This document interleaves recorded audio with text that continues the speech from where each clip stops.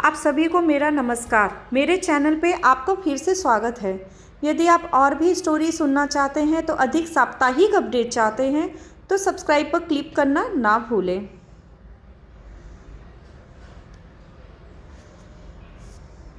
ध्रुव कौन थे और क्या है उनकी कथा? आइए जानते हैं ध्रुव की कहानी।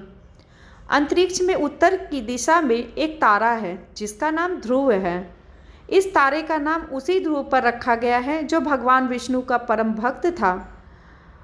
आओ जानते हैं ध्रुव की कथा।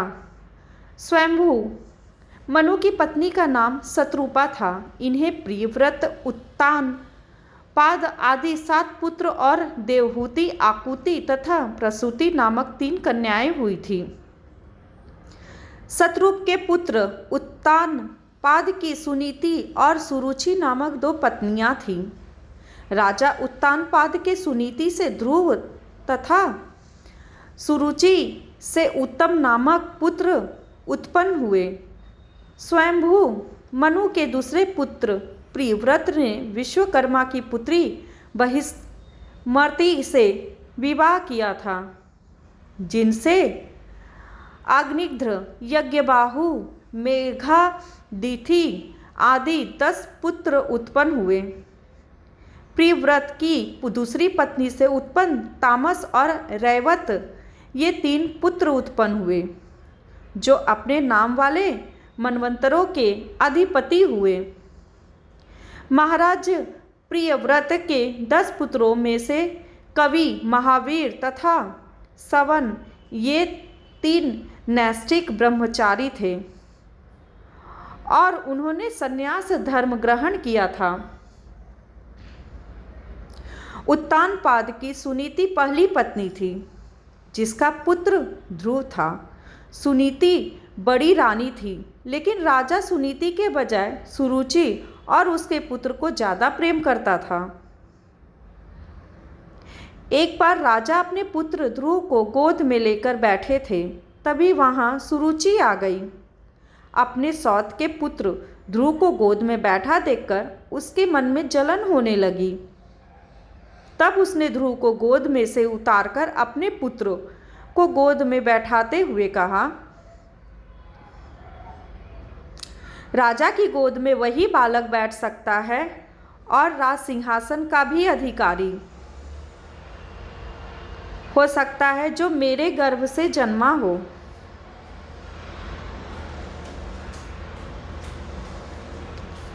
तू मेरे गर्भ से नहीं जन्मा है। यदि तेरी इच्छा राज सिंहासन प्राप्त करने की है तो भगवान नारायण का भजन कर। उनकी कृपा से जब तू मेरे गर्भ से उत्पन्न होगा तभी सिंहासन प्राप्त कर पाएगा।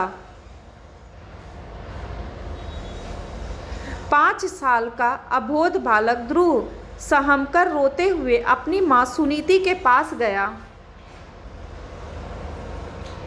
और उसने अपनी माँ से उसके साथ हुए व्यवहार के बारे में कहा। माँ ने कहा, बेटा, तेरी सौतेली माँ से तेरे पिता अधिक प्रेम करते हैं, इसी कारण से वे हम दोनों से दूर हो गए हैं। अब हमें उनका सहारा नहीं रह गया। हमारे सहारा जगतपति नारायण ही हैं। नारायण के अतिरिक्त अब हमारे दुख को दूर करने वाला कोई दूसरा नहीं बचा।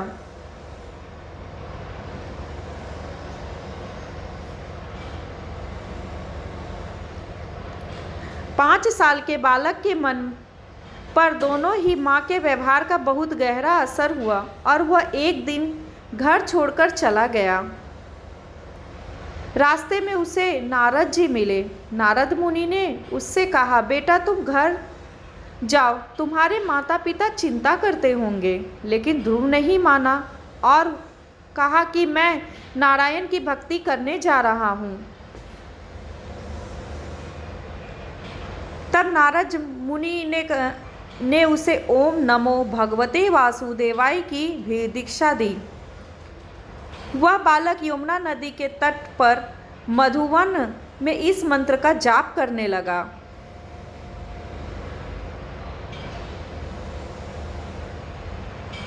फिर नारद उसके पिता उत्तानपाद के पास गए तो उत्तानपाद ने कहा कि मैंने एक स्त्री के वश में आकर अपने बालक को घर छोड़ जाने दिया, मुझे इसका पछतावा है। फिर नारद जी ने कहा कि अब आप उस बालक की चिंता ना करें, उसका ख्याल रखने वाला तो अब भगवान ही हैं। भविष्य में उसकी कृति चारों ओर फैलेगी।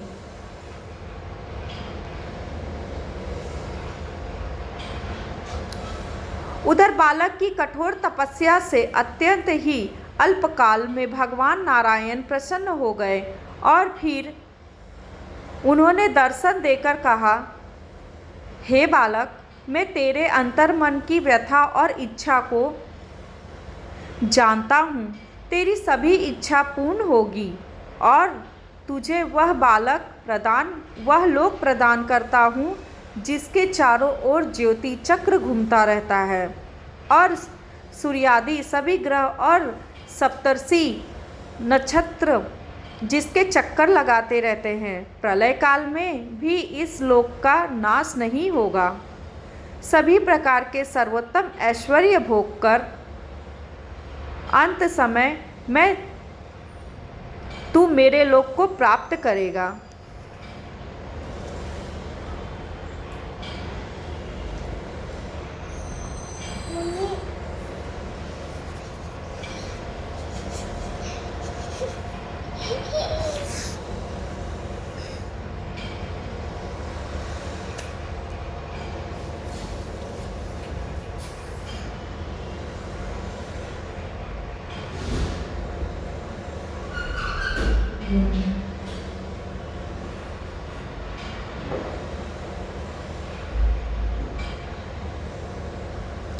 दोस्तों,